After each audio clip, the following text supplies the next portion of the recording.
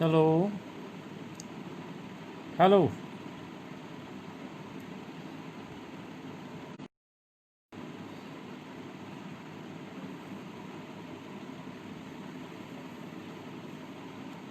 Hello. माझा आवाज येते का तुम्हाला ऐकू? कॉमेंट करून सांगा मला. जय भीम.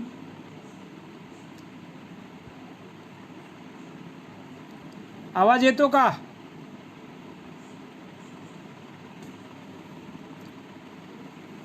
आवाज येत असेल तर कॉमेंट करून सांगा मला. जय भीम. आवाज येतो का?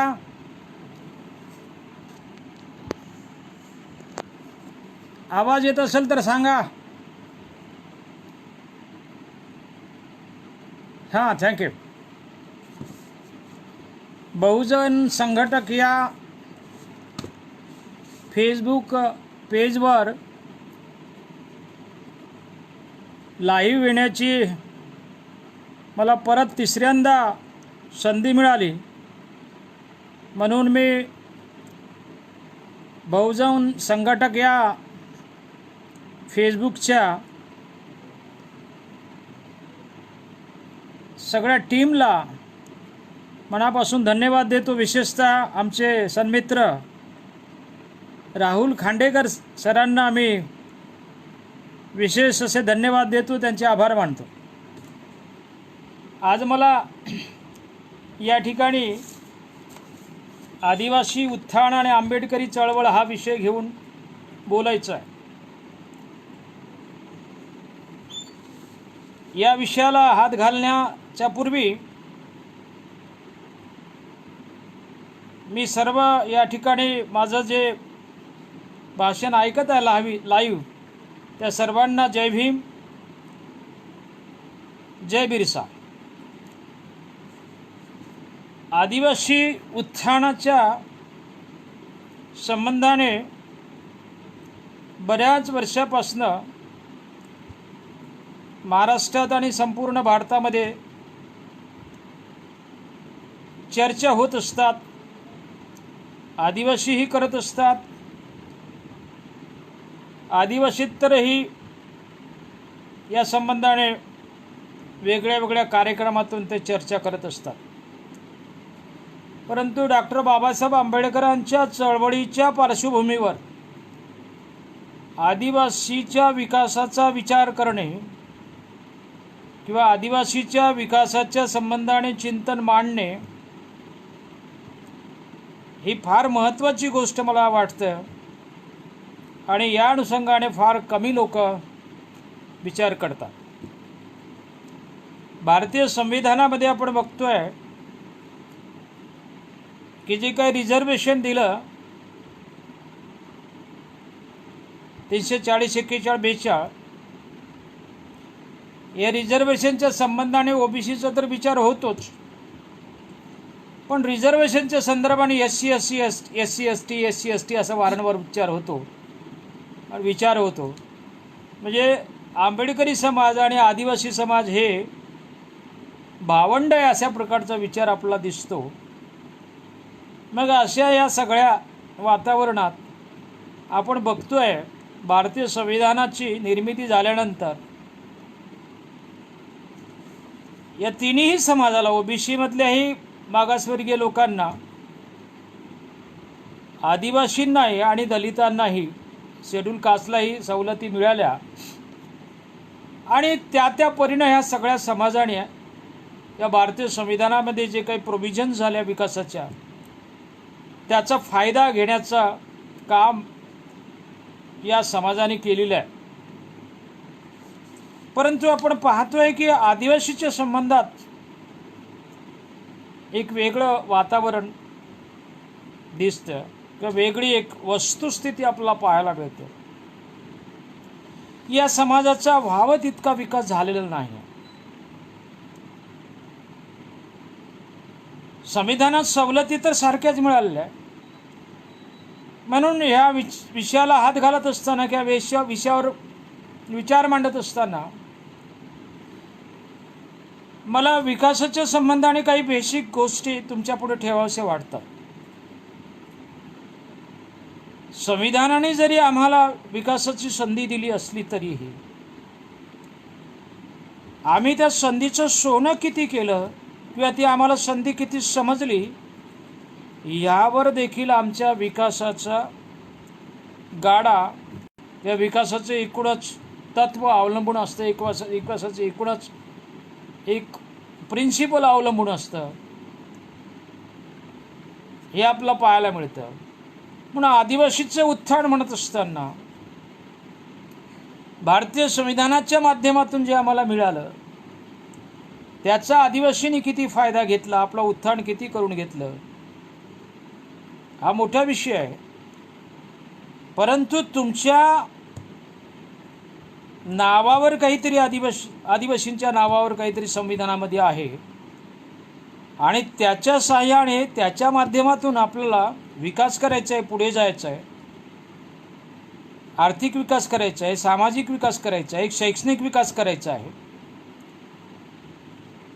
राजकीय विकास करायचा आहे, या क्षेत्रात आपला पुढे जायचं आहे.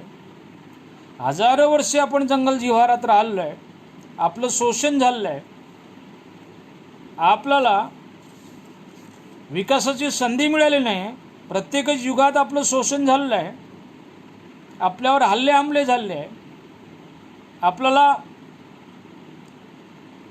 राक्षस दैत्य दानव म्हणून हिणवल्या गेलेलं आहे. परंतु पहिल्यांदा स्वातंत्र्याच्या नंतर भारतीय संविधान निर्माण झाल्यानंतर जे संधी मिळाली आणि संधी मिळाल्यानंतर आम्हाला विकास करण्याची संधी मिळाली. विशेषतः आम्ही किती विकास केला याचा लेखाजोखा मांडणं आवश्यक आहे. आणि विकास झाला नसेल तर याला कोण जबाबदार आहे याचाही समाचार घेतला पाहिजे, याचंही विश्लेषण आम्ही केलं पाहिजे. विकास झाला नाही त्याला समाज जबाबदार आहे किंवा पार्लमेंटरी डेमोक्रेसी स्वीकारल्यानंतर जे काही लोकप्रतिनिधी आम्ही पाठवतो आमच्या विकासाचं ते चॅम्पियन्स असतात, त्यांनी आम्हाला काही मिळून दिलं नाही का किंवा आम्ही कुठे कमी पडलो या सगळ्या गोष्टीचा विचार, सगळ्या गोष्टीचं ॲनालिसिस करणं आवश्यक आहे. कारण 21व्या शतकाच्या आपण पहिल्या चरणामध्ये वावरत असताना आदिवासीची अवस्था फार वाईट आहे. परंतु हे सगळं पाहत असताना आदिवासीच्या विकासाच्या संबंधाने बोलत असताना आंबेडकरी चळवळ हाही विचार आपण करायचे की आंबेडकरी चळवळीचं आदिवासीच्या विकासासाठी किंवा आंबेडकरी विचार आयडिओलॉजी आहे त्या आदिवासी विकासासाठी त्या विचाराचं किती योगदान आहे या पार्श्वभूमीवर या पर्स्पेक्टिव्हमध्ये आम्हाला विचार करायचा आहे. मग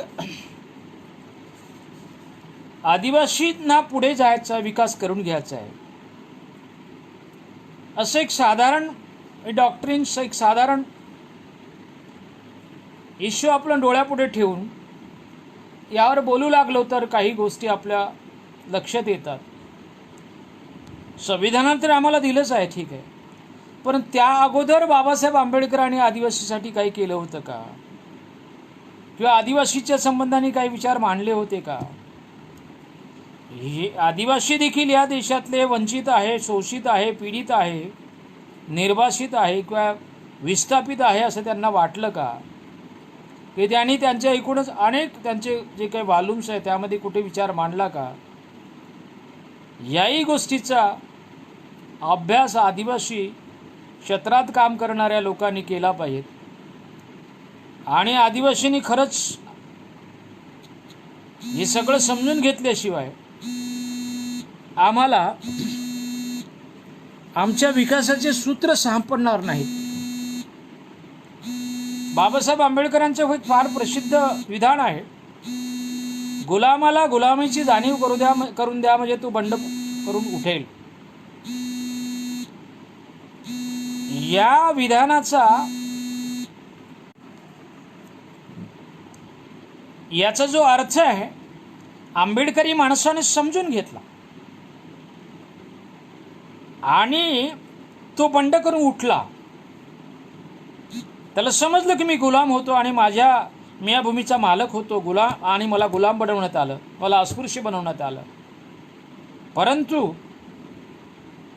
या निसर्गदत्त गोष्टी आहे ज्या या देशामधल्या किंवा मानवी अधिकार आहे,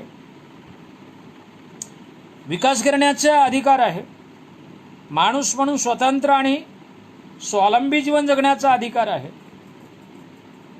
या देशामध्ये आम्हाला नव्हता. पण बाबासाहेब आंबेडकरांच्या बाबासाहेब उदयानंतर हा समाज पेटून उठला आणि त्याला या समाजाला समजलं की आम्ही आता संघर्ष केला पाहिजे. पण आदिवासी माणसाला अजूनही ते समजलं नाही, त्याला त्याच्या गुलामीची जाणीव झाली नाही. काय असते की एखाद्या समाजसमूहाला मागे ठेवायचं असेल, त्याला गुलाम बनवायचं असेल, तर त्याचं जे वरचा मजला असतो, डोकं असतं, ते हा साळुंके म्हणतात की आमच्याच धडावर आमचे शिर असले पाहिजे. मग अशा समाजाला, एखाद्या समाजाला गुलाम बनवायचं असेल तर त्या समाजाला सांस्कृतिकदृष्ट्या, वैचारिकदृष्ट्या इतकं आंधळं बनवून टाकायचं, इतकं अंधश्रद्धेत गुरफटून टाकायचं, इतकं अशा प्रकारे आत्मसंतुष्ट बनवायचं किंवा त्यांना अशा पद्धतीनं त्या भक्ती पूजा पाठात गुरफटवायचं, मग त्याला त्याचं दारिद्र्यच भूषणावं वाटायला लागतं. अशा प्रकारचं आदिवासी समाजाचं झालं आहे, मोठ्या प्रमाणात झालं आहे. म्हणून या समाजाला गुलाम आहोत आपण याची जाणीव नाही झाली. मग बाबासाहेब आंबेडकरांनी काय केलं का या संदर्भात? काही आपल्याला माहीत आहे की बाबासाहेब आंबेडकरांचं एक पुस्तक, छोटंसं पुस्तक आहे, 1936 मध्ये त्यांचं एक भाषण होतं लाहोरमध्ये जातपात तोडक मंडळापुढे. 36चं भाषण होतं. दुर्दैवाने ते भाषण त्या ठिकाणी झालं नाही. मग नंतर बाबासाहेबांनी स्वतःच्या खर्चाने ते भाषण पुस्तकाच्या स्वरूपात पाठवलं, म्हणजे लोकांपर्यंत पाठवलं, ते प्रकाशित केलं. या पुस्तकाच्या, छोट्या पुस्तकाच्या 8व्या प्रकरणात बाबासाहेब आंबेडकरांनी पूर्णतः आदिवासीबद्दल लिहिलेलं आहे. एक प्रकरणच आदिवासीबद्दल, म्हणजे स्वातंत्र्याच्या अगोदर, संविधानाची निर्मिती होण्याच्या अगोदर, ॲनिलेशन ऑफ कास्ट या ग्रंथात बाबासाहेब आंबेडकर 8वं प्रकरण पूर्णतः आदिवासीसाठी डेडिकेट करतात. आदिवासीच्या प्रश्नाच्या अनुषंगाने ते या ठिकाणी मांडणी करतात. दुसऱ्या प्रकरणात त्यांनी मांडलं आहे, परंतु हे प्रकरण पूर्ण आदिवासीसाठी त्या ठिकाणी ते मांडणी करतात आणि सांगतात की आदिवासी या ठिकाणी ॲबोरिजिनल जे ट्राईब्स आहेत, या ॲबोरिजिनल ट्राईबला वेगळ्या वेगळ्या कालखंडामध्ये, म्हणजे मोगलांच्या किंवा मुस्लिमांच्या राजवटीमध्ये, इंग्रजांच्या राजवटीमध्ये क्रिमिनल ट्राईब म्हणून त्यांची अवहेलना झाली, त्यांचं शोषण झालं, त्यांना जंगलात हाकलून दिलं, त्यांना त्यांची अनेक लोकांची, त्यांच्या नेत्यांची हत्या झाली, त्यांना म्हणजे अन्न वस्त्र निवाऱ्यापासून वंचित केलं. हे सगळं या देशातल्या हिंदू नेत्यांना समजत नाही का? ते काही करणार आहेत का या लोकांसाठी? अशा प्रकारचा विचार बाबासाहेब आंबेडकरांनी त्या ठिकाणी ॲनिलेशन ऑफ कास्ट या ग्रंथात त्या 8व्या प्रकरणात मांडलेला आहे.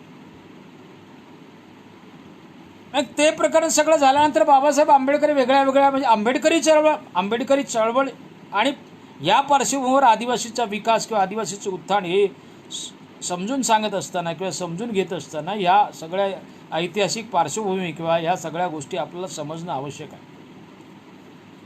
त्यानंतर आपल्याला माहीत आहे की स्वातंत्र्य मिळालं. स्वातंत्र्य मिळाल्यानंतर आपण बघतोय की भारतीय संविधानाच्या निर्मितीची प्रक्रिया सुरू झालेली आहे. बाबासाहेब आंबेडकरांच्या वेगळ्या वेगळ्या समाज समूहासाठी वेगळ्या वेगळ्या चळवळी आपण पाहतोय की शेतकऱ्यांसाठी त्यांनी चळवळ केलेली आहे, स्त्रियांसाठीची चळवळ केलेली आहे, कामगारांसाठी, गिरणी कामगारांसाठी त्यांची चळवळ आहे, आणि दलित लोकांसाठी तर आहेच, काही तो वादच नाही. पण आदिवासींचं हे सगळं या देशातलं एकूण सामाजिक चित्र अभ्यासताना, सामाजिक इतिहासाचा अभ्यास करत असताना, इथल्या बहुजन समाजाचं शोषण करणारी व्यवस्था कुठून निर्माण झाली, कुठल्या धर्मशास्त्रातून निर्माण झाली, याचा अभ्यास करत असताना आणि त्याची मांडणी करत असताना, जगापुढे मांडत असताना आदिवासीचे अनेक संदर्भ त्यांना सापडले आणि त्यांनी वारंवार हे सगळं बोलून दाखवलं. मग बाबासाहेब आंबेडकरांनी 5-6 मेला एक मुंबईमध्ये एक ऑल इंडिया शेड्यूल कास्ट फेडरेशनचं एक संमेलन घेतलं होतं. 1900 हे संमेलन 45चं आहे.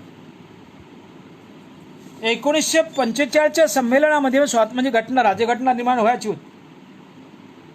या परिषद घेतली. या परिषदमध्ये बाबासाहेब आंबेडकर आदिवासींचा विषय घेणार होते, परंतु काही कारणास्तव तो विषय ड्रॉप झाला. पण त्यांनी आदिवासीचे संबंध आणि विचार या ठिकाणी मांडले. ते म्हणतात की या देशामधल्या ॲबोरिजिनल ट्राईब्सचा, म्हणजे इथल्या आदिवासींचा विकास जर करायचा असेल तुम्हाला, तर कशा प्रकारच्या योजना त्यांच्यासाठी केल्या पाहिजेत असा विचार त्या ठिकाणी बाबासाहेब आंबेडकरांनी मांडला. ते म्हणतात की आफ्रिकन कॉन्स्टिट्यूशन जे आहे, आफ्रिकेच्या देशामधली जी कॉन्स्टिट्यूशन आहे, आणि तिथे इंग्रजी सत्ता होती, तिथल्या इंग्रजांनी तिथल्या आदिवासीसाठी स्टॅट्युटरी कमिशन्स नेमले होते. संविधानिक त्या ठिकाणी आयोग नेमले होते, आणि त्या आयोगाच्या माध्यमातून, त्या महामंडळाच्या माध्यमातून आदिवासीचा विकास त्या ठिकाणी आफ्रिकेत केला जात होता. बाबासाहेब आंबेडकरांनी या आफ्रिकन कॉन्स्टिट्यूशनच्या अंडरमध्ये तिथल्या आफ्रिकन आदिवासीचा विकास कशा प्रकारे केला जातो त्याची आठवण देऊन इथे इंग्रजी सरकारला आणि इथल्या काँग्रेसी नेत्यांना सांगितलं होतं की अशा प्रकारचे स्टॅट्युटरी कमिशन्स भारतामध्ये निर्माण करा, आणि त्याच्या माध्यमातून त्या कमिशनच्या माध्यमातून आदिवासींचा विकास करा. हे सगळं केल्यानंतर आपण पाहतोय किंवा जेव्हा संधी बाबासाहेबांना मिळाली या सगळ्या व्यापातून, तर प्रत्येक समाज समूहासाठी ते बोलत होते, त्यांच्या विकासाचे आणि उत्थानाचे विचार मांडत होते. तशाच पद्धतीने आदिवासीच्या संबंधाने त्या ठिकाणी त्यांनी 1945 मे महिन्यातल्या 2 दिवसाच्या त्या परिषदेमध्ये मांडले. परंतु आपण बघतोय की ठक्कर बापा, A.V. ठक्कर बापा हे काँग्रेसमध्ये काम करत. ते गांधीजींच्या छत्रछायेखाली राहत होते, आणि गांधीजींना त्यांना सांगितलं होतं की तुम्ही आदिवासींचं नेतृत्व करा. मग लगेच ठक्कर बापांनी बाबासाहेब आंबेडकरांनी हे विचार मांडले होते की आदिवासींसाठी अशा प्रकारच्या योजना भारतामध्ये निर्माण कराव्यात आणि आदिवासीचा विकास करावा. बाबासाहेबांचा विरोध करण्यासाठी ठक्कर बापांनी 17 मेला 1945 17 मेला बाबासाहेबांच्या विरोधात त्यांनी टाइम्स ऑफ इंडियामध्ये एक पत्र लिहिलं आणि सांगितलं आहे की बाबासाहेब आंबेडकरांनी, यापूर्वी मी बोललो या संदर्भात, की बाबासाहेब आंबेडकरांनी आदिवासींच्या संबंधात काही विचार करू नये, त्यांनी त्यांचं पाहावं. मग पुन्हा बाबासाहेब आंबेडकर म्हणतात की एवढं मोठं काम करतात ठक्कर बापा, त्यांनी 20 वर्षात या ॲबोरिजिनल ट्राईबमधून एखादा माणूस ग्रॅज्युएट केला का दाखवा. एखादा माणूस ग्रॅज्युएट केला का आम्हाला सांगावं त्यांनी. आणि ठक्कर बापांकडे उत्तर नव्हतं, त्यांनी एकही माणूस ग्रॅज्युएट केला नव्हता. ठक्कर बापांना आदिवासीचं नेतृत्व का दिलं याच्या मागे फार मोठं षडयंत्र होतं, ते काँग्रेस पक्षाचं. कारण काँग्रेसला असं वाटत होतं की आदिवासी माणसं, आदिवासी समाज बाबासाहेब आंबेडकरांच्या पाठीमागे नाही गेला पाहिजे. आदिवासी समाजाने बाबासाहेब आंबेडकरांचं नेतृत्व मानलं नाही पाहिजे. म्हणून ठक्कर बापांना आदिवासी अलग काढा आणि या बाबासाहेब आंबेडकरांचं आंदोलन किंवा बाबासाहेब आंबेडकरांची एकूण चळवळ एकाकी पाडा, अशा प्रकारचं या देशामध्ये काँग्रेसचं षडयंत्र होतं, एक मेकॅनिझम होतं, एक डिझाईन होतं. परंतु बाबासाहेब आंबेडकर इतक्या छोट्या मनाचे नव्हते. कारण आपण पाहतोय, जेव्हा संविधान निर्माण झालं किंवा संविधान निर्माण होण्याची प्रक्रिया सुरू झाली, तेव्हाही बाबासाहेब आंबेडकरांनी आदिवासीच्या संबंधाने विचार केलाच. मग या संविधान सभेमध्ये आदिवासीचे फार मोठे प्रतिनिधी, फार विद्वान असे प्रतिनिधी जयपाल सिंग मुंडा देखील त्या ठिकाणी होते. जयपाल सिंग मुंडा आणि बाबासाहेब आंबेडकर यांच्यामध्ये भरपूर चर्चा व्हायची. मी त्यांच्या चर्चेमधला एक प्रसंग सांगतो आणि पुन्हा आपल्या विषयाकडे येतो. तर आमचे काही लोक बरेचसे म्हणतात, आदिवासी लोक जे काही आमचे साहित्य क्षेत्रामध्ये काम करणारे, सामाजिक क्षेत्रामध्ये काम करणारे, राजकीय क्षेत्रामध्ये काम करणारे आणि बाबासाहेब आंबेडकरांची एकूण चळवळ न समजलेले किंवा समजून न समजल्यासारखं दाखवणारे किंवा आमची एक वेगळी भूमिका किंवा आमचं एक वेगळी आयडेंटिटी, आम्ही एक वेगळे आहो असं दाखवणारे आणि आदिवासीची दिशाभूल करणारेही काही भरपूर लोक आमच्या समाजामध्ये आहेत. त्यांचं म्हणणं आहे की बाबासाहेब आंबेडकरांनी आदिवासीवर अन्याय केला आहे, आदिवासी समाजावर अन्याय केलेला आहे. तो अन्याय असा केला आहे की आदिवासींना भारतीय संविधानामध्ये आदिवासी नाही म्हटलं. आणि मग ते हवाला देतात जयपाल सिंग मुंडांचा.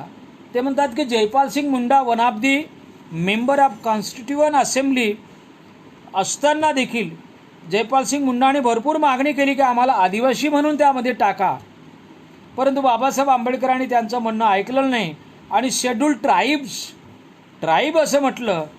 आणि ट्राईब हे आमच्या गुलामीचं द्योतक आहे, आमच्या गुलामीचं प्रतीक आहे, अशा प्रकारचा विचार आमचे आदिवासी साहित्यिक, आदिवासी सामाजिक कार्यकर्ते, नेते, राजकीय नेते मांडतात आणि आदिवासी समाजाची आजही दिशाभूल करतात. जसं त्या काळी काँग्रेसनी बाबासाहेब आंबेडकरांपासून आदिवासी फुटला पाहिजे किंवा बाबासाहेब आंबेडकरांचे विचार आदिवासींनी मांडले नाही पाहिजेत, बाबासाहेब आंबेडकरांचं नेतृत्व मान्य नाही केलं पाहिजे, अशा प्रकारचा एक षडयंत्र त्या ठिकाणचे काँग्रेसच नाही सगळेच पक्ष करत होते. आज देखील आदिवासीमधले राजकीय नेते, आदिवासीमधले साहित्यिक विचारवंत आणि आदिवासीमधले सामाजिक कार्यकर्ते देखील करताना दिसतात.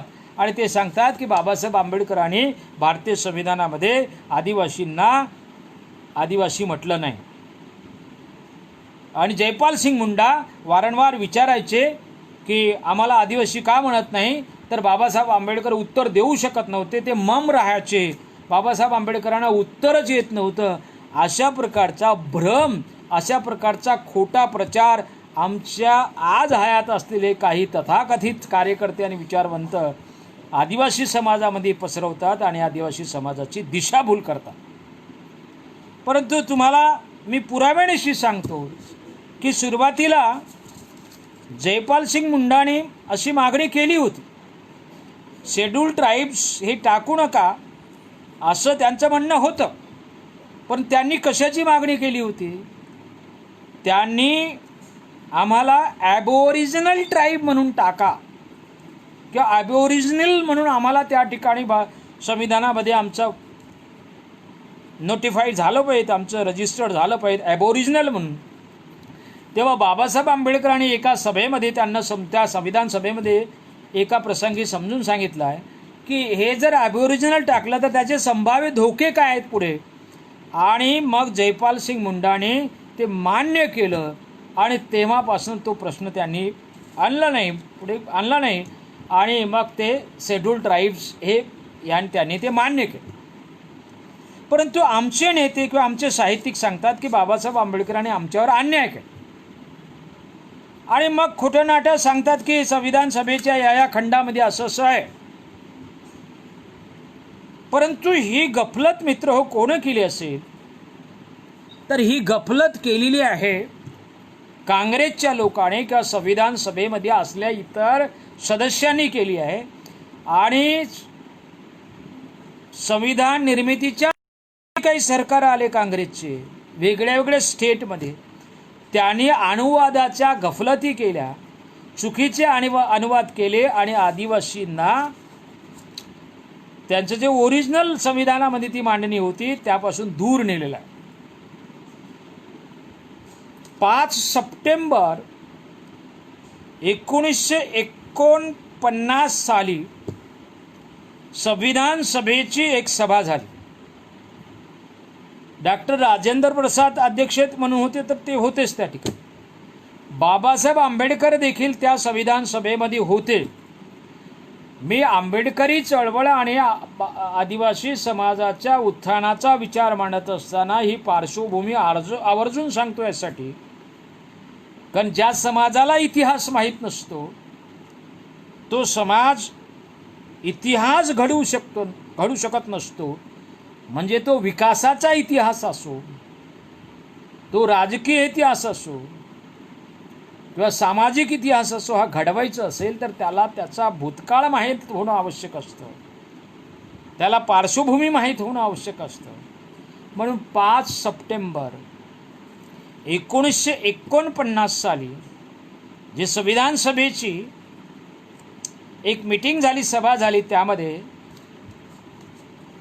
शेड्यूल ट्राईब या शब्दावर किस पाडण्यात आला. याचं इंटरप्रिटेशन, याचा अनुवाद कसा चुकीचा झाला. आणि मला आनंद होतो की मी 10 वर्षापासून हे सगळं मांडतोय.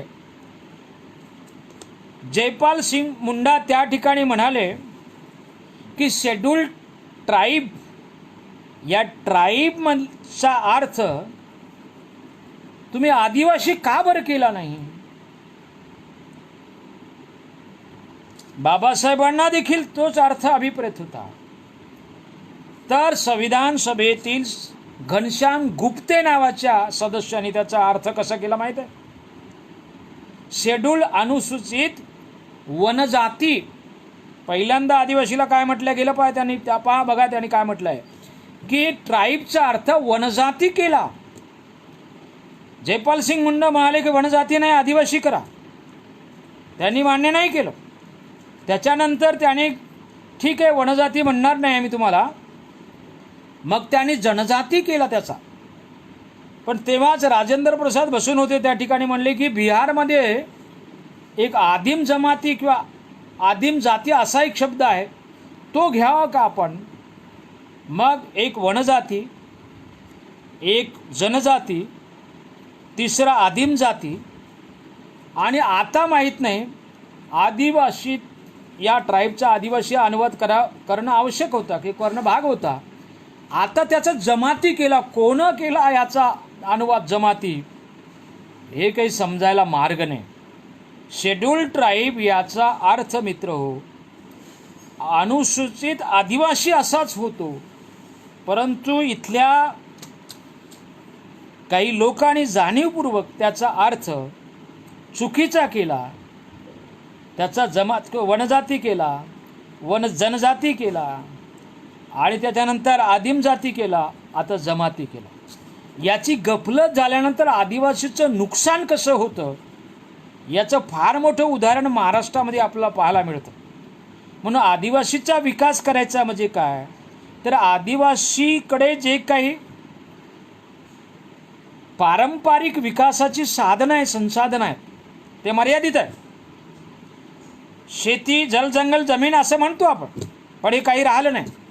मग विकास करायचा असेल तर काय केलं पाहिजे की संविधानाच्या माध्यमातून जे काही प्रोव्हिजन आदिवासीसाठी निर्माण करून दिलेले आहेत, शिक्षणाची सुविधा असेल किंवा NGOच्या माध्यमातून वेगळ्या वेगळ्या छोट्या मोठ्या कुटीरोद्योग करण्याची संधी असेल, या सगळ्या गोष्टी करत असताना त्याच्या वाट्यावर जो कोटा आहे तो त्याला मिळतो का, नोकरीतला त्याचा सहभाग आहे त्याचा कोटा आहे त्याला मिळतो का, की त्याचा तो कोटा कोण लुटून नेतो का, याचा विचार करणे म्हणजे विकास करणे.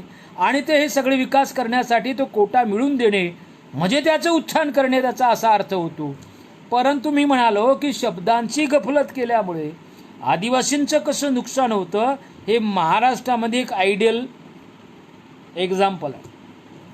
महाराष्ट्रामध्ये आदिवासीची जी काही सूची आली त्या सूचीमध्ये 34 नंबरवर ओरान धांगड नावाचा असा एक शब्द आहे. वेगळ्या वेगळ्या जाती आहेत. 45 आपले 47 होते, आता 45 झाल्या. पण 34 नंबरचे जे काही जमातीचा जो गट आहे त्याच्यामध्ये ओरान धांगड आहे. ते इंग्रजीमध्ये यादी आली, पण महाराष्ट्रातल्या लोकांनी अनुवाद कसा केला माहीत आहे का? ओरान धनगड. ओरान धनगड म्हटलं पण इथले जे काही धनगर समाज आहेत, समाजाचे जे घटक आहेत वेगळे वेगळे 24 घटक आहेत त्याच्यामध्ये, यांनी सांगितलं धनगड म्हणजे धनगर. आणि मग आदिवासीच्या सवलती घेण्यासाठी ते तयार झाले. अर्थात हे सगळं इथल्या राजकीय लोकांनी 2 समाजात लावून दिली भांडण होय. धनगरांनाही माहीत आहे ते आदिवासी नाही, कारण आपला माहीत आहे होळकरांचा इतिहास आहे. होळकरांच्या इतिहासात कुठेही होळकरांना आदिवासीचा इतिहास असं म्हटलं नाही. किंवा महात्मा फुलेंनी देखील म्हटलं आहे की हे धनगर कुणबी आहेत. महात्मा फुलेंच्या समग्र वाङ्मयामध्ये आहे. शाहू महाराजांनी देखील आपण पाहतो आहे की धनगरांचा आणि मराठ्यांचा विवाह लावून दिला, पण शाहू महाराजांनी आपल्या कागदपत्रात कुठेही म्हटलं नाही आहे की आदिवासींचा आणि मराठ्यांचा विवाह. त्या धनगरांनाही माहीत आहे. पण इथल्या आपले जे काही जाणते राजे आहेत शरद पवार साहेब, त्यांनी बारामतीमध्ये हुसकून दिला हा प्रकार आणि 2 समाजामध्ये भांडण लावण्याचं काम केलं आहे. हे सगळं आदिवासींनी समजून घेतलं पाहिजे. म्हणजे भारतीय संविधानामध्ये बाबासाहेब आंबेडकरांनी किती बारकाईने सगळ्या गोष्टीचा विचार केला आणि आमच्या विकासासाठीचा एक एक शब्द किती बारकाईने आणि सूक्ष्मपणे अभ्यास करून पूर्वक त्या ठिकाणी मांडणी केली. परंतु आमच्या आदिवासी लोकांना, अलीकडच्या ज्या आमच्या राजकीय नेत्यांना, आमच्या सामाजिक कार्यकर्त्यांना हे समजत नसल्यामुळे मित्र गफलत होते आणि मग आदिवासीसाठी बाबासाहेब आंबेडकरांनी काहीच केलं नाही अशा प्रकारचा अपप्रचार या ठिकाणी केला जातो. एक लक्षात घ्या की तुम्हाला तुमचं शोषण होते आहे हे समजल्याशिवाय तुम्ही शोषणाच्या विरोधात बंड करत नाही. तुम्हाला हे समजलंच पाहिजे की भारतीय संविधानाने एवढे अधिकार आम्हाला दिलेले आहेत, एवढे हक्क आम्हाला दिलेले आहेत, इतक्या प्रमाणात आमच्यासाठी संविधानिक तरतुदी करून ठेवलेल्या आहेत. हे समजल्यानंतर त्या सगळ्या प्रोव्हिजन्स आहेत, फॅसिलिटीज आहेत, रिझर्वेशन आहे, काय जे असेल ते सगळं आमच्या विकासासाठी डगे सर, डगेताई, शीतलताई नमस्कार, जय बिरसा, हे आम्हाला आणता आलं पाहिजे, ओढून आणता आलं पाहिजे. मग याच्यासाठी, कारण तुम्हाला या देशामध्ये जरी संविधान जरी दिलं असलं तरीही आपण पाहतोय की आमच्या विकासाचा रेशिओ जो प्रमाण आहे नगण्य आहे. महाराष्ट्रामध्ये या सगळ्या शब्दांच्या गफलतीमुळे जवळजवळ 2 लाख आदिवासींच्या नोकऱ्या गैर आदिवासींनी लुटल्या गेल्या. ही गोष्ट आजची नाही आहे. अरुण टिकेकरांनी त्या काळात म्हणजे 40 वर्षापूर्वी लोकराज्यामध्ये लेख लिहिलेला आहे की बोगस कशा सवलती घेतात. हे नागपूरकडच्या एरियात, चंद्रपूरकडच्या त्या संदर्भात लिहिलं आहे. हे का बरं घेत, म्हणजे हे सगळं असं करत होते कारण आम्हाला आमच्या हक्काची जाणीव नव्हती आणि आम्ही संघर्षासाठी तयार नव्हतो. गुलामांना गुलामीची जाणीव करून द्या म्हणजे तो बंड करून उठेल. बाबासाहेब आंबेडकरांनी दलित समाजाला, आंबेडकरी समाजाला ती जाणीव करून दिली आणि त्यांनी बंड केलं. हे माझ्या हक्काचं आहे. This is my civil right, this is my constitutional right, this is my constitutional facility, I must enjoy it, I must use it, अशा प्रकारचं दे असर्टेड देमसेल्फ, त्यांनी आपल्या अगदी हक्काने प्रतिपादन त्या ठिकाणी मांडलेलं आहे. पण आदिवासी माणसाला, आदिवासी नेत्याला असं मांडता येत नाही. दरवर्षी आदिवासीसाठी जे काही बजेट असतं, फार मोठा विषय आहे. करोडो रुपये आमच्या बजेटचे वापस जातात आणि सरकारकडे ते त्या ठिकाणी जमा होतात. मग आमचं बजेट यशवंतराव मुक्त विद्यापीठासाठी वापरलं जातं, आमचं बजेट उड्डाण पूल बांधण्यासाठी वापरलं जातं, आमचं बजेट ते मुंबईसारख्या मोठ्या मोठ्या शहरात आमचं बजेट कुठं कालव्यांसाठी वापरलं जातं आणि आम्हाला हे माहीत होत नाही किंवा आम्ही त्याचा उपयोग करत नाही. पण गुलामांना गुलामाची जाणीव झाली पाहिजे, तेव्हा ते बंड करून उठतील आणि मग ते विकासासाठी पुढे सरसावतील. पण हे सांगत असताना आणखी बाबासाहेब आंबेडकरांनी सांगितलं आहे, ते म्हणतात की शिका, संघटित व्हा आणि संघर्ष करा. आता आम्ही संविधानाच्या ज्या सवलती जे मिळतात आरक्षणाच्या, त्या माध्यमातून आम्ही शिकतोय, परंतु संघटित होत नाही. संघटित का होत नाही याला अनेक कारणं आहेत. दलितांमध्ये अनेक जाती आहेत तिथे जाती, पण आदिवासींच्या पूर्ण भारतामध्ये बऱ्याच लोकांना माहीत नसेल 550 मुख्य जमाती आहेत आणि त्याच्या उपजमाती जर आपण जमा केल्या, त्याचं कॅल्क्युलेशन केलं, 1,500 अशा उपजमाती, आणि या सगळ्या जमातीचा कोणाचा खेटर कोणाच्या पायी नाही. विशेषतः महाराष्ट्र सोडला, फक्त महाराष्ट्र सोडला तर उर्वरित भारतातल्या, मग दक्षिणेतल्या असो किंवा नॉर्थ ईस्टमधल्या असो, बाबासाहेब आंबेडकरांचे विचार आजही ते ॲक्सेप्ट करायला तयार नाहीत, किंवा बाबासाहेब आंबेडकर त्यांना समजलंच नाही. ते आजही जे जोहार घालण्यात धन्य समजतात. बाबासाहेब आंबेडकर समजला नाही म्हणजे तुम्हाला तुमची गुलामी समजली नाही, म्हणजे तुम्हाला तुमच्या विकासाचे मार्ग समजले नाही, तुम्हाला विकास करण्याचे जे काही आयुध आहे, शस्त्र आहेत ते समजले नाही, तुम्हाला म्हणजे बाबासाहेब समजले नाही म्हणजे आंदोलन नाही समजलेलं आहे. कारण या देशामध्ये तुम्हाला तुमच्या विकासासाठी आंदोलन करायचं असेल तर बाबासाहेब आंबेडकर समजून घेणंच आवश्यक आहे किंवा घेतलाच पाहिजेत. आणि बाबासाहेब आंबेडकर समजून घ्यायचा म्हणजे काय, बाबासाहेबांचे विचार समजून घ्यायचे आहे. विचार समजून घ्यायचे आहे म्हणजे काय, तर बाबासाहेब आंबेडकरांनी या देशातल्या डिप्राईव्ह समाज समूहांचं शोषण कुठल्या आयडिओलॉजीमुळं झालं हे समजून घ्यावं लागेल. बाबासाहेब समजून घेणे म्हणजे या देशातली शोषित आयडिओलॉजी समजून घेणे आणि या शोषित आयडिओलॉजीच्या विरोधात संघर्ष करण्याची बाबासाहेब आंबेडकरांची एक पॉझिटिव्ह आयडिओलॉजी पण समजून घेणे, या दोन्हीही आकलनाचा समुच्चय म्हणजे बाबासाहेब आंबेडकर. म्हणजे निगेटिव्ह समजून घेणे आणि पॉझिटिव्ह घेऊन त्या निगेटिव्हच्या विरोधात किंवा निगेटिव्ह रिमूव्ह करण्याच्या संदर्भात पावलं उचलणे म्हणजे आदिवासी विकासाच्या दृष्टीने विकासाकडे जाणे किंवा ते विकास करणे त्याचा अर्थ होतो. उर्वरित भारतात असं कुठेही झालं नाही.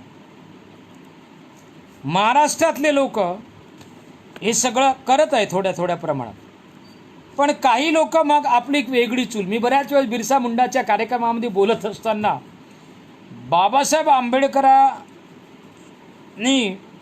आदिवासींचे कसे काही तत्व आपलेसे केले किंवा त्यांना अप्रिशिएट केलं असं म्हणतो, तेव्हा इतके टाळ्या वाजवतात आदिवासी की मग बिरसा मुंडा बाबासाहेब एवढे किंवा तंट्या भील बाबासाहेब एवढे किंवा खाजा नाईक बाबासाहेब एवढेच आहेत किंवा तिलका मांझी बाबासाहेबाच्याच उंचीचे आहेत, अशा प्रकारचा त्यांच्या चेहऱ्यावर आविर्भाव दिसतं.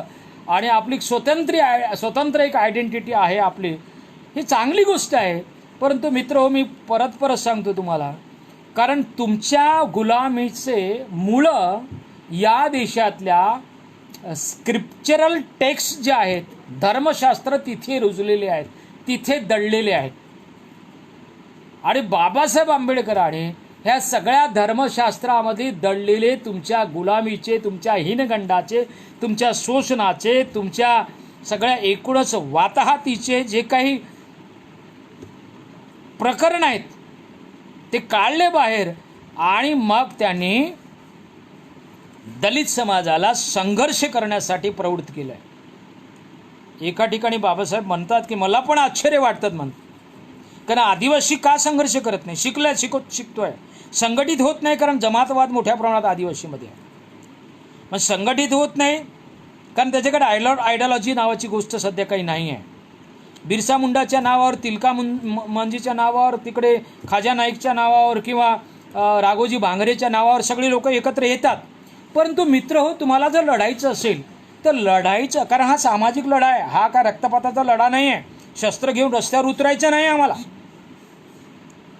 आम्हाला या देशामधले तुम्ही हीन आहात, तुम्ही दुर्बल आहात, तुम्ही आमचे सेवकच म्हणून राहिले पाहिजेत, तुम्ही सबऑर्डिनेट राहिले पाहिजेत असं सांगणारी एक आयडियॉलॉजी आजही काम करते आहे.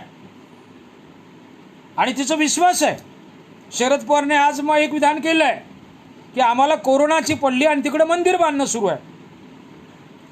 ही जी मंदिर एक टेम्पलॉजी म्हणतो मी, एक टेम्पलॉजी एक जी आहे मंदिर बांधण्याची किंवा एक आयडियॉलॉजी आहे त्यांची धर्मशास्त्रातून आली, ते आजही मानतात की तुम्ही सबऑर्डिनेट आहात, तुम्ही सबाल्टर्न आहात, तुम्ही मार्जिनल आहात, तुम्ही दुय्यम आहात, तुम्ही सबह्युमन आहात, तुम्ही तसेच राहिले पाहिजेत.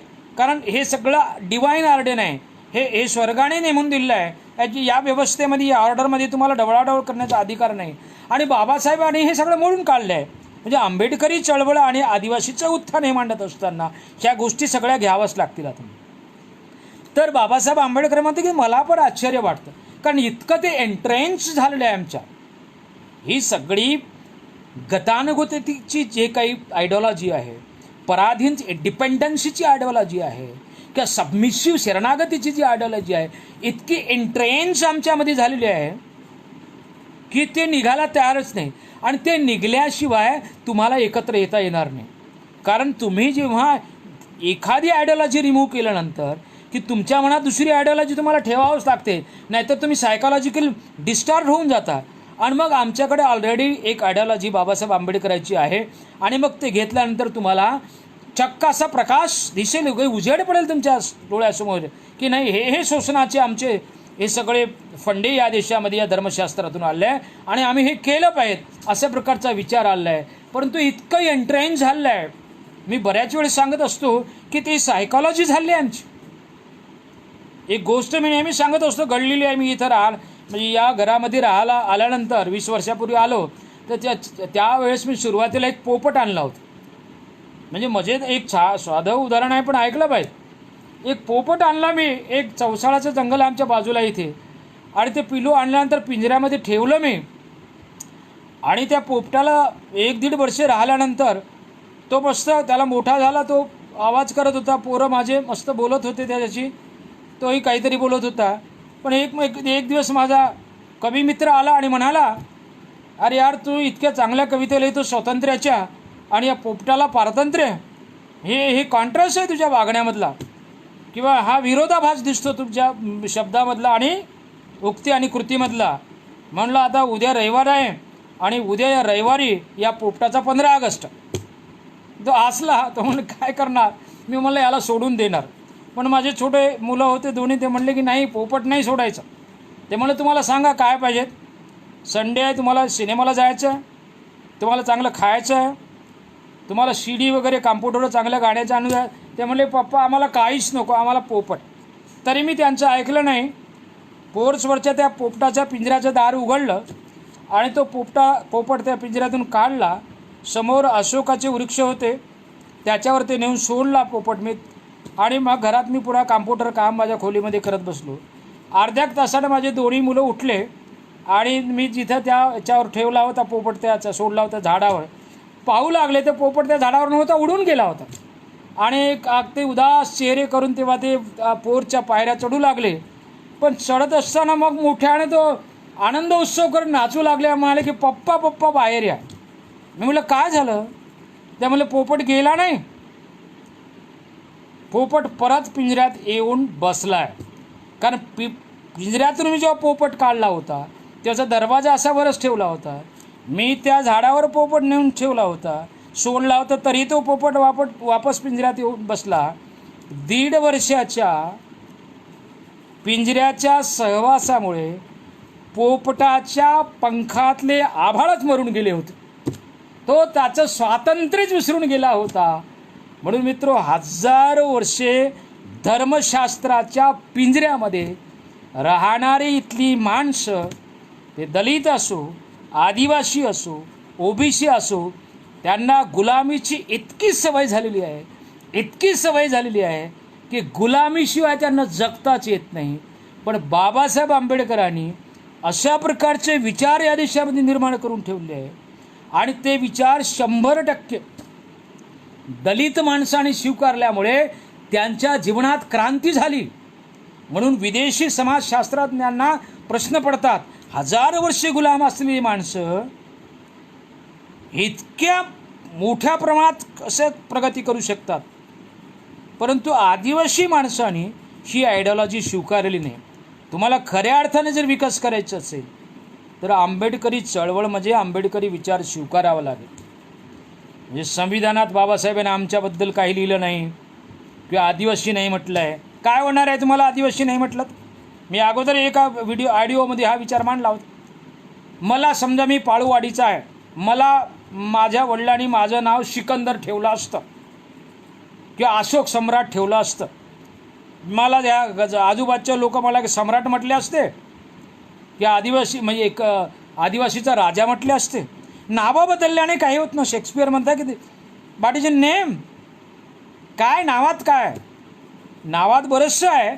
परंतु संविधानामध्ये बाबासाहेब आंबेडकरांनी शेड्यूल ट्राईब म्हटलं, त्याचा अर्थ कोणीही असं आंदोलन करत नाही किंवा अशी मागणी करत नाही की अनुसूचित आदिवासी म्हणा. उलट असं म्हणतात, म्हणजे आदिवासी समाजाला जे अज्ञानी समाज आहे आणि अज्ञानी समाजाच्या डोक्यामध्ये ही आयडिओलॉजी गुलामीची बसली आहे. मग दलितांच्या किंवा आंबेडकरी विचारांच्या विरोधात काही सांगितलं की बरोबर त्या आदिवासी माणसाला बरं वाटते ना.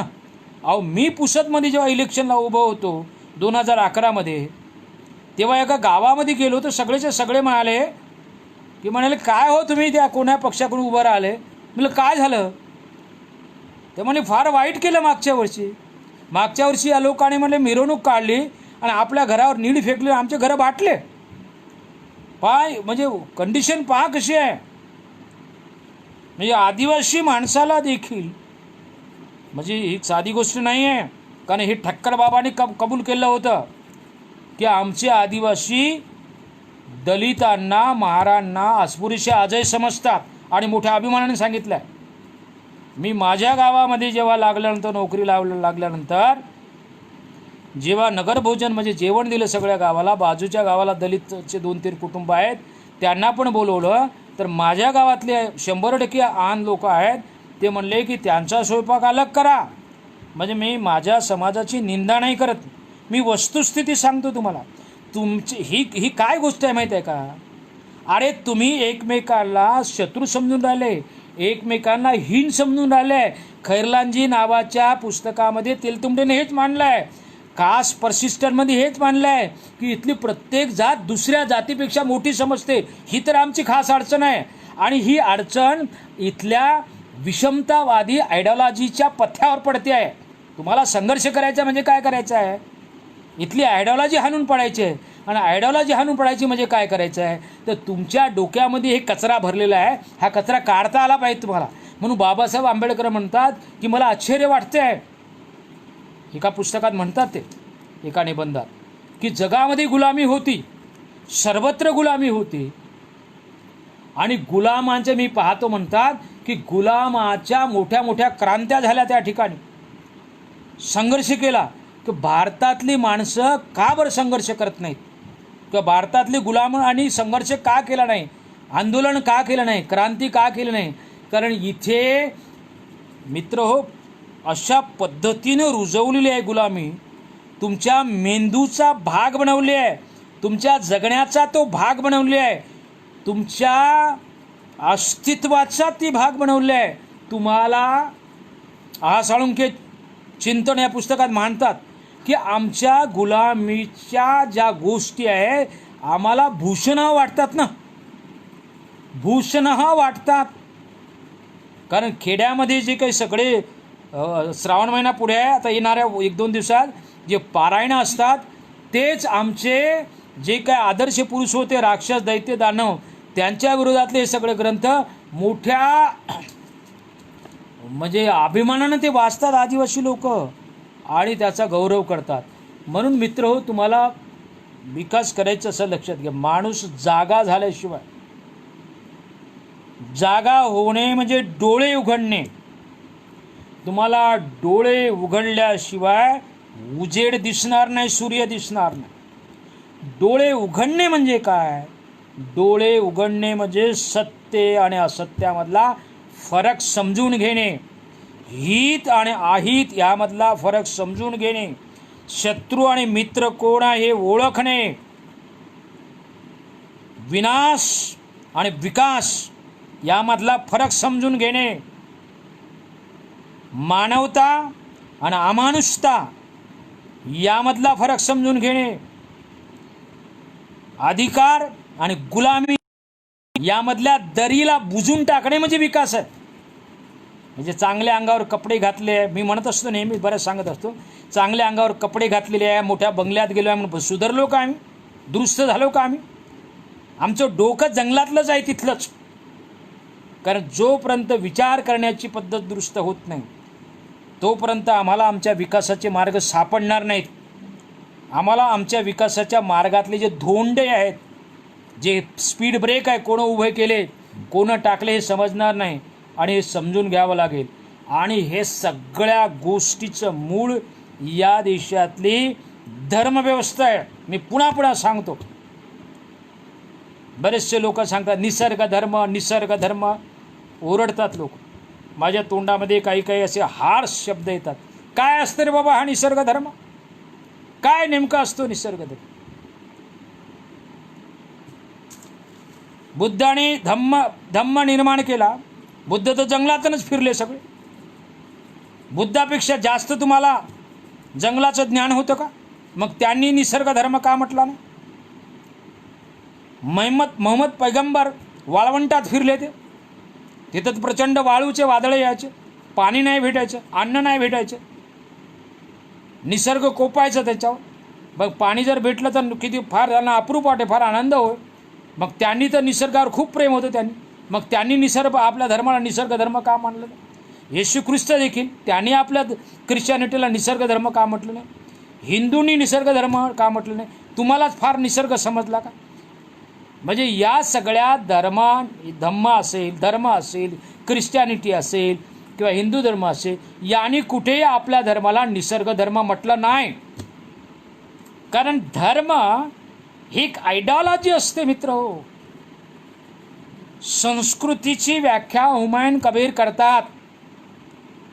संस्कृतीची व्याख्या हुमायून कबीर म्हणतात, civilization, culture is efflorescence of civilization. आपल्या इकडे गफलत करतात, इतिहास चुकीचा शिकवतात. Culture is efflorescence of civilization. Efflorescence म्हणजे बहर, सिव्हिलायझेशन म्हणजे सभ्यता. सभ्यता म्हणजे रानटी भटक्या अवस्थेमधून जीवन संपून, म्हणजे जीवन आमचं थांबलं भटक्या अवस्थेचं. कुठल्या तरी एखाद्या ठिकाणी आम्ही घरदारं वस्त्या करून राहू लागलो, त्याला सिव्हिलायझेशन म्हणायचं. आणि मग त्या सिव्हिलायझेशन त्या वस्तीमध्ये राहत असताना आम्हाला भाषेची गरज पडली, भाषा निर्माण झाली. आम्हाला त्या समूहावर नियंत्रण करण्यासाठी आम्हाला राजकारणाची गरज पडली, राजा निर्माण केला. आम्हाला समाजामध्ये चांगले संबंध निर्माण व्हावेत म्हणून कस्टम्स आणि परंपरा, जे काही ट्रॅडिशन्स आणि कस्टम निर्माण केल्या. मग आम्हाला आम्हाला सभोवतालचे जे काही नैसर्गिक महात्मा फुले जसं म्हणतात की वीज चमकते, पूर येतो, झाडं पडतात, माणसं मरतात, आम्हाला तेव्हा समजायचं नाही. मग कुठली तरी दैवी शक्ती आहे ही, म्हणून या दैवी शक्तीची आराधना करावं लागते. मग धर्म निर्माण केला आणि मग सगळं शिक्षण हे ह्या सगळ्या गोष्टीचा राजकीय संस्था, सामाजिक संस्था, विवाह संस्था, धर्मसंस्था, भाषा, देवाणघेवाण, कपडे, पेहराव, या सगळे यंत्र, शेती, ह्या सगळ्या गोष्टी मिळून संस्कृतीचा आविष्कार होत असतो. आणि या संस्कृतीच्या आविष्काराच्या घटकामध्ये सर्वात प्रभावी असा घटक कुठला असेल ते धर्म आहे. संस्कृतीचं सर्वात प्रभावी अंग कुठलं असेल ते धर्म आहे. आणि या धर्माच्याच इन्स्ट्रुमेंटचा वापर करून, याच धर्माच्या इन्स्ट्रुमेंटचा वापर करून तुम्हाला गुलाम बनवण्यात आलं आणि मग तुमची आयडेंटिटी नष्ट करण्यात आली. काय काय म्हटलं? कारण मला कमी बोला म्हणून सांगितलं आहे. काय काय म्हटलं? तुमची आयडेंटिटी काय? पहिल्यांदा तुम्हाला राक्षस म्हटलं. रामायणामध्ये राक्षसचा इतका चांगला वयम रक्षामा वयम यज्जामा. आम्ही जे रक्षण करतो ते राक्षस, यज्ञ करतो वयम यज्जामा, आम्ही जे यज्ञ करतो ते यज्ञ करणारे आम्ही सगळे आर्य. रक्षण करणारे वयम रक्षामा वयम यज्जामा, आम्ही रक्षण करणारे ते राक्षस. पण त्यानंतर त्यांना विद्रूप, त्याला म्हणजे चपट्या नाकाचे, वेगळ्या तोंडाचे, शिंगाचे, अशा प्रकारचे विद्रूप आणि त्यांचं अभद्र असं वर्णन.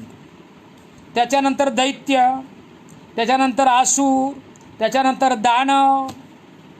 मग मोगलांचा, मुस्लिमांचा काळ आला, त्या काळामध्ये आम्हाला रानटी, त्यानंतर आमची आयडेंटिटी जंगली, त्याच्यानंतर क्रिमिनल ट्राईब, इंग्रज आले क्रिमिनल ट्राईब. क्रिमिनल ट्राईबच्या नंतर महात्मा गांधी आले, त्याने आम्हाला गिरिजन.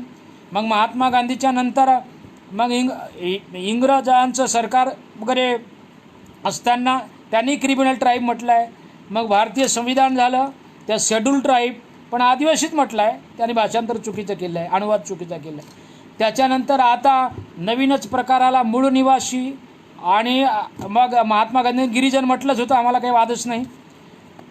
आता आमच्या देशातलं एक मोठं संघटन आहे संघाचं, ते आम्हाला वनवासी म्हणजे मला प्रश्न पडते, आम्ही आहोत तरी कोण? सरते शेवटी आम्हाला दगड म्हणू नये या देशाने, अशी म्हणजे वैतागाने म्हणावं.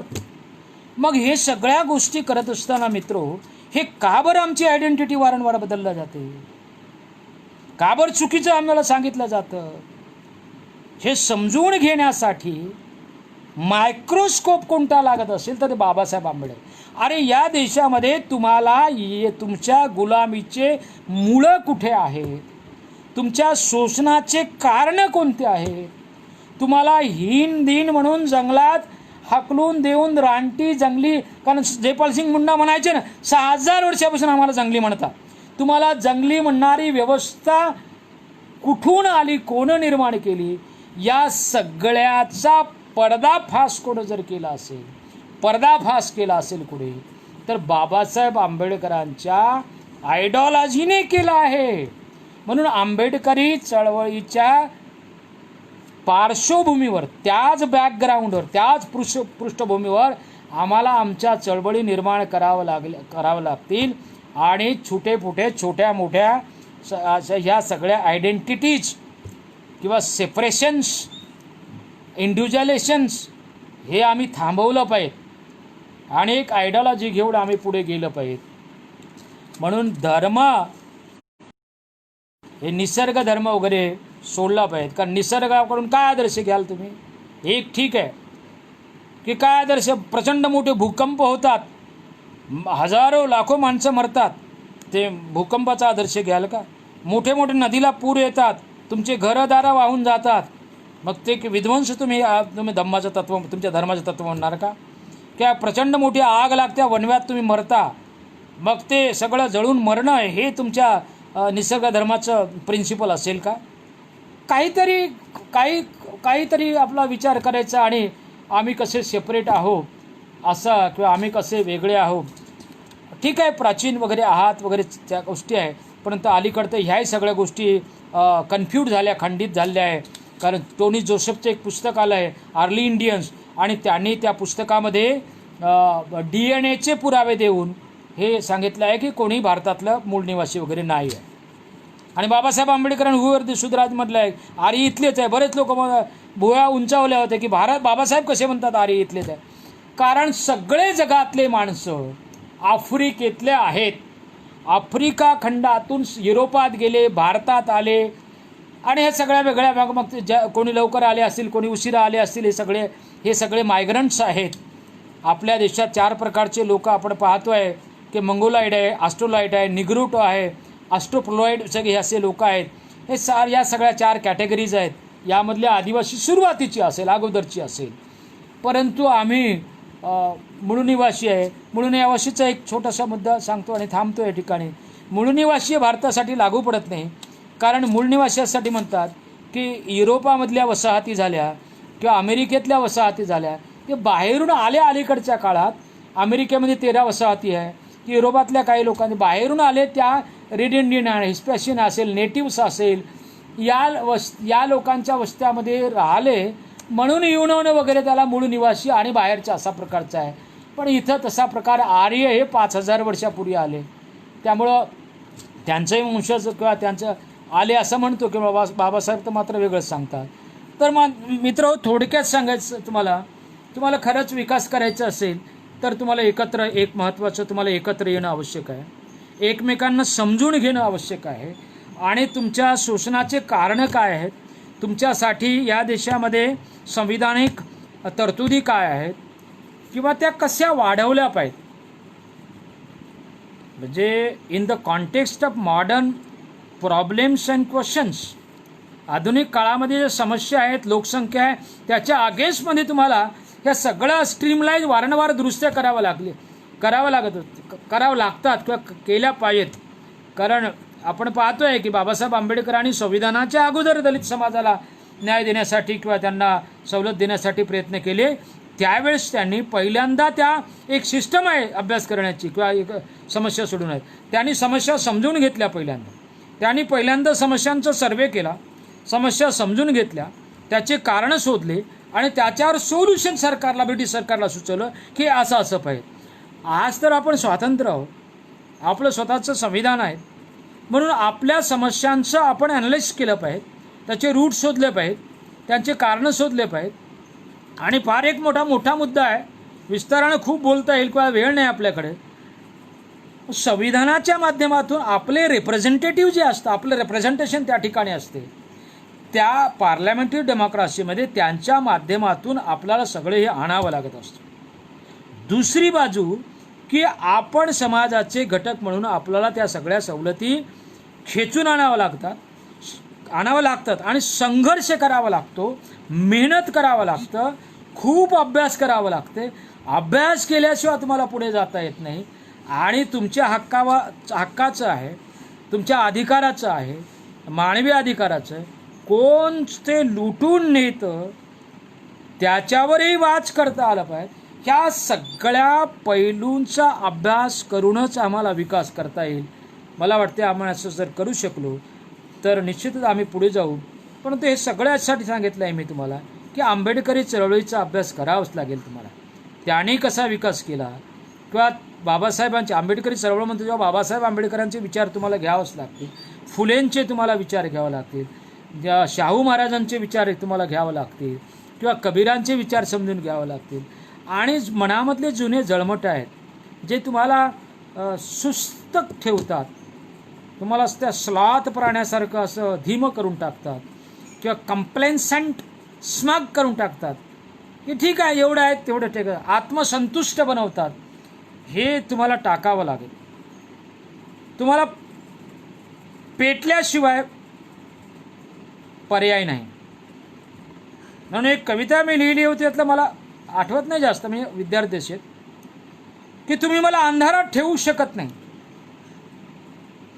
कारण उजेडासाठी माझ्या शरीरातल्या रक्ताचा कण ना कण इतका आसुसलेला आहे, तुम्ही मला अंधारात ठेवू शकत नाही. वेळ आली तर मी स्वतःला जाळून घेऊन देखील प्रकाशित होईल, पण मी प्रकाशित होईलच. अशा प्रकारची जिद्द जर तुम्हाला, जाळून गेल्याच्या अर्थामध्ये मी स्वतःची मशाल करून टाकेल, अशा प्रकारची जिद्द जर ठेवली तर निश्चितच तुम्हाला कोणीही थांबवू शकत नाही.